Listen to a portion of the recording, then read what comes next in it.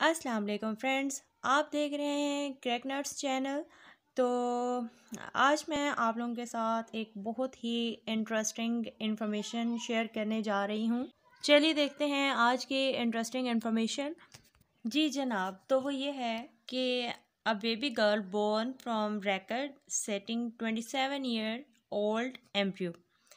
अब इसका मतलब क्या है कि 27 साल पहले एक एम्ब्रियो को फ्रीज़ कर दिया गया था और 27 साल के बाद उसको इम्प्लांट किया गया और अब वो एक बेबी गर्ल जो है वो बॉर्न हो चुकी है न्यूयॉर्क में। अब इस सब का क्या मतलब है कि फ्रोज़न एम्ब्रियो जो है वो क्या है और 27 साल बाद कैसे हुआ, क्या हुआ। तो ये सब देखने के लिए एंड तक वीडियो देखिएगा और मज़ीद अपडेट्स के लिए चैनल को लाइक करें, सब्सक्राइब करें, शेयर। इसकी डिटेल से पहले हम कुछ कंसेप्ट्स हैं वो देख लेते हैं ताकि आप लोगों को इसकी पूरी अंडरस्टैंडिंग हो जाए। जी, तो सबसे पहले देख लेते हैं कि व्हाट इज़ फर्टिलाइजेशन। तो नॉर्मली क्या होता है, process of combining male gametes, यानी कि मेल गैमीट जिसको स्पर्म कहते हैं, ठीक है, और फीमेल गैमीट जिसको ओवम या एग कहा जाता है। तो एग और स्पर्म जब मिलते हैं तो उसको कहते हैं फर्टिलाइजेशन। ठीक हो गया। और जब एग की फर्टिलाइजेशन हो जाती है यानी स्पर्म मिल जाता है और जो प्रोडक्ट हमारे पास आता है उसको हम कहते हैं जाइगोट। क्लियर हो गया फर्टिलाइजेशन क्या होता है, जाइगोट क्या होता है। अब आगे चलते हैं।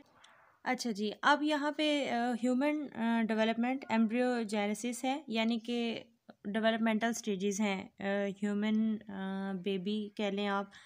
जब एग फर्टिलाइज हो जाता है, फर्टिलाइजेशन के बाद वो क्या होता है, सबसे पहले है जाइगोट, फिर जाइगोट के बाद एम्ब्रियो आ जाता है, एम्ब्रियो के बाद फीटस, और फीटस जब बर्थ हो जाती है तो वो हम कहते हैं कि न्यूली बॉर्न बेबी है। ठीक है, ये था ओवरव्यू ह्यूमन डेवलपमेंट का। अब आगे देखते हैं। यहाँ पे कुछ बेसिक कंसेप्ट्स का बताया। फर्टिलाइजेशन क्या है, वही joining of sperm and egg forming zygote, यानी जाइगोट बन जाएगा। जाइगोट क्या होता है, फर्टिलाइज्ड एग है, उसमें एक सेल स्टेज होती है। उसके बाद प्री बर्थ डेवलपमेंट जो है उसमें वही सीक्वेंस है जी, जाइगोट, एम्ब्रियो, फीटस और न्यूबॉर्न बेबी। अब जाइगोट कब एम्ब्रियो बनता है, जब वो एक सेल होता है वो डिवाइड होना शुरू होता है और ज़्यादा सेल बनना शुरू होते हैं। तो 2 सेल स्टेज से लेके 8 वीक्स तक जो है ना वो एम्ब्रियो बन जाता है। ठीक है, 2 सेल स्टेज से लेके 8 वीक्स तक एम्ब्रियो होता है। यानी आप कह सकते हैं कि जाइगोट के बाद जो है ना वो 3-4 दिन के गैप से जो है ना वो जाइगोट एम्ब्रियो बन जाता है। ठीक है, तो उसके बाद जो है वो फीटस 9 वीक्स टू बर्थ तक होता है। यहाँ पे अब ये साइकिल में आपको दिखाया गया है। ये देखें जी, फर्टिलाइजेशन हो रही है, स्पर्म आ रहे हैं, एग में एग के साथ होगी तो जाइगोट, जाइगोट से मोरूला, ब्लास्टोसिस्ट और एट द एंड एम्ब्रियो बनेगा। ठीक है, एम्ब्रियो से आगे फीटस और न्यूली बॉर्न बेबी, लेकिन हमने सिर्फ एम्ब्रियो की बात करनी है तो एम्ब्रियो तक है ये। अब सोचने की बात, आप लोग सोच रहे होंगे कि इन कंसेप्ट्स की क्या ज़रूरत है। तो जो हमने अभी बात की है, baby girl born from record setting 27-year old embryo, तो यहाँ पे एम्ब्रियो की बात की गई है। यानी कि मैंने आपको बता दिया एम्ब्रियो अब क्या होता है। जाइगोट के बाद जो है वो एम्ब्रियो बन जाता है और एम्ब्रियो के बाद वो 8 वीक्स तक होता है, फिर वो फीटस बन जाता है। तो यहाँ पे हुआ ये कि जो बेबी गर्ल बॉर्न हुई उसका एम्ब्रियो जो है ना वो 27 ईयर्स ओल्ड जो है वो फ्रीज़ रहा है। ठीक है, तो उसके बाद इसकी बर्थ हुई। तो ये भी हम डिटेल में डिस्कस करेंगे आगे। इससे पहले एक दो और चीज़ें हैं वो भी हम देख लेते हैं ताकि आपको कंप्लीट अंडरस्टैंडिंग हो जाए कि एक्चुअली में क्या बात हो रही है। और ये जो एक, और आप ये जान के हैरान होंगे कि ये जो मॉडर्न एरा है इसमें कैसी कैसी जो है वो कह लें ईजादात हो चुकी हैं और क्या क्या चीज़ें जो है वो जदीद आ चुकी हैं। तो चलिए देखते हैं।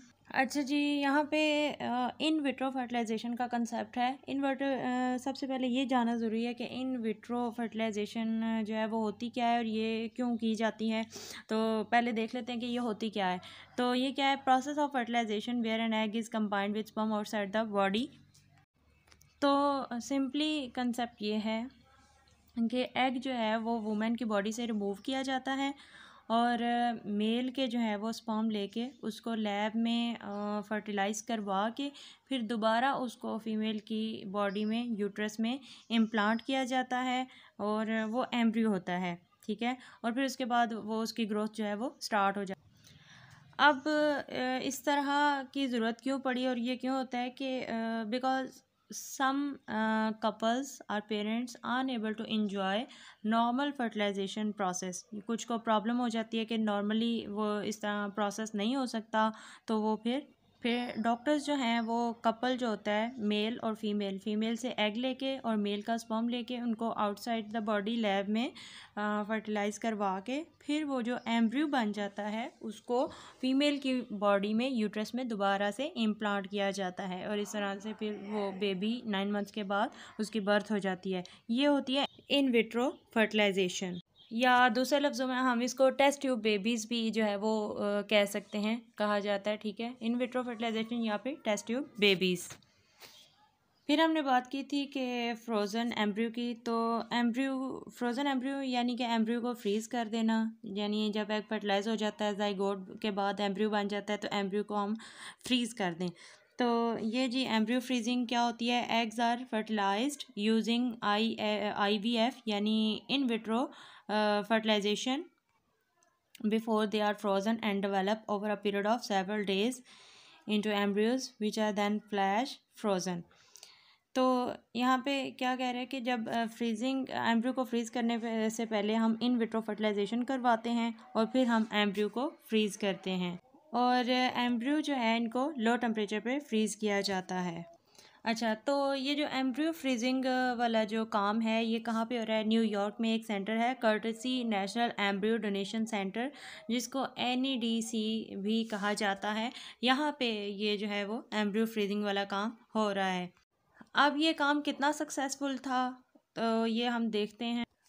ये जो नेशनल एम्ब्रियो डोनेशन सेंटर था Christian non profit in Knoxville, ये जो सेंटर है ये एम्ब्रियोज़ को स्टोर करता है जो कि इन विट्रो फर्टिलाइजेशन से जो है वो उसके रिज़ल्ट में आते हैं। और जो कपल्स जो हैं वो या तो अपने लेटर यूज़ के लिए रख लेते हैं या फिर वो क्या करते हैं डोनेट कर देते हैं।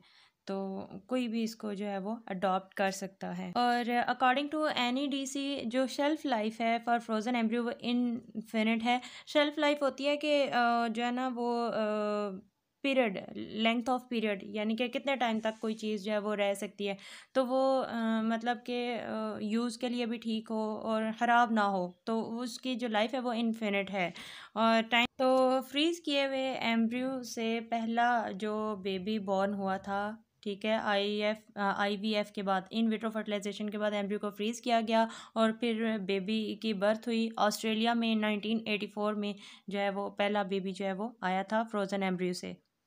1984 के बाद जो रिकॉर्ड ब्रेक किया गया वो 2017 में जब जो है वो 24 इयर्स का जो फ्रोज़न एम्ब्रियो था उससे जो बेबी की बर्थ हुई उससे रिकॉर्ड इस ब्रेक किया गया। और ये जिसकी बेबी की पिक्चर है ये एमा इसका नाम है, एमा गिब्सन। इन्होंने अडॉप्ट किया था एम्ब्रियो, यानी जो मदर थी उसकी बॉडी में इम्प्लांट किया गया एम्ब्रियो। अब 2017 में ये तो था कि 24 इयर्स ओल्ड एम्ब्रियो जो था उसकी मतलब बर्थ हुई और रिकॉर्ड ब्रेक किया गया। लेकिन अब आज कल की न्यूज़ में जो बता रहे हैं 27 इयर्स ओल्ड फ्रोज़न एम्ब्रियो जो है उससे जो है वो एक और बेबी गर्ल की बर्थ हुई है और ये जेनेटिकली सिबलिंग्स हैं।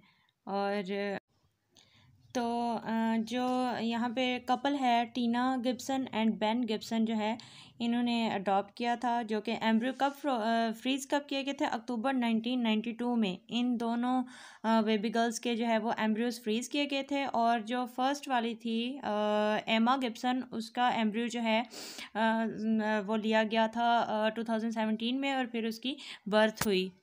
और अब जो सेकंड बेबी गर्ल है जिसका नाम इन्होंने रखा Molly Gibson was born in October of this year यानी 2020 में। It was 27 years in the making, यानी इसने अपनी सिस्टर का भी रिकॉर्ड जो है वो ब्रेक किया है।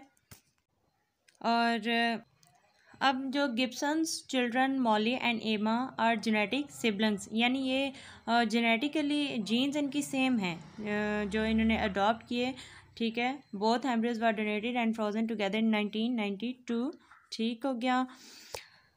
ये जी टीना एंड बेन गिब्सन इनकी कपल की पिक्चर्स हैं, और ये एमा और साथ में अभी जो न्यूली बॉर्न बेबी है मॉली, जिसका एम्ब्रियो 27 इयर्स ओल्ड फ्रीज रहा है और अब आके ये बर्थ हुई है बेबी की। ये जो है दोनों सिस्टर्स की पिक्चर है एक। अब कहा यह जाता है कि एक दिन ऐसा भी हो सकता है कि 30 ईयर ओल्ड एम्ब्रियो जो है उसकी बर्थ हो और वो जो है वो 27 ईयर ओल्ड बेबी गर्ल का रिकॉर्ड भी ब्रेक कर दे। यहाँ 30 ईयर ओल्ड से ज़्यादा भी टाइम हो सकता है, 40-50। और ये जो ऑर्गेनाइजेशन है NEDC, उसने फैसिलिटेट किया है मोर देन 1000 एम्ब्रियोज अडॉप्शंस को और बर्थ्स भी, और अराउंड 200 ट्रांसफ़र्स जो है वो हर साल जो है वो होते हैं। अब जो दोनों बेबी गर्ल्स इन्होंने अडॉप्ट की, ये वैसे तो टीना एंड बेन गिब्सन की आप कह लें कि जेनेटिकली इनकी जो है वो गर्ल्स नहीं हैं, जेनेटिकली इनके फादर जो है वो कोई और हैं। तो ये जो हैं मिस गिब्सन, इन्होंने अपनी स्टोरी जब ब्रेक की कपल ने, तो इन्होंने कहा कि ये इनफर्टिलिटी से, यानी सिंपल वर्ड्स में अगर आप कहें तो बांझपन से बहुत परेशान थी और दुआएं करके थक गई थी इलाज करवा के, तो उनको जो है वो ये रास्ता जो है वो ठीक लगा। उन्होंने अडॉप्ट कर ली बेबीज़ और उन्होंने अपनी जो है वो स्टोरी शेयर की। अच्छा, अब यहाँ पे मैं आप लोगों को कुछ चीज़ें बताती चलूँ कि एक तो हमें पता चल गया कि ये जो एम्ब्रियो इन्होंने अडॉप्ट किया, ठीक है, ये इनको फ़ायदा हो गया, यानी इनफर्टिलिटी थी, बांझपन था, तो इन्हें अडॉप्ट कर लिया।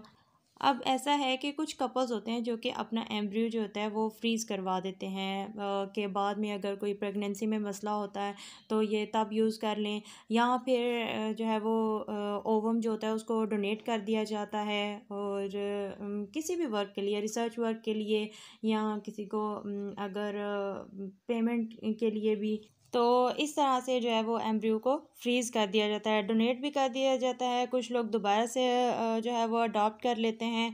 तो ये थी आज की सारी एक जो है मुझे लगा कि इंटरेस्टिंग सी इन्फॉर्मेशन है जो आप सब लोगों के साथ शेयर करनी चाहिए, और साथ मैंने कुछ बेसिक कंसेप्ट्स भी हैं वो भी आप लोगों के साथ शेयर किए हैं। तो फ्रेंड्स, कमेंट्स में बताइएगा कि आज की वीडियो आप लोगों को कैसी लगी, और इसी तरह की इंटरेस्टिंग इन्फॉर्मेशन के लिए, वीडियोस के लिए चैनल को लाइक करें, शेयर करें, सब्सक्राइब करें। मिलते हैं एक नई वीडियो के साथ, तब तक के लिए अल्लाह हाफिज़।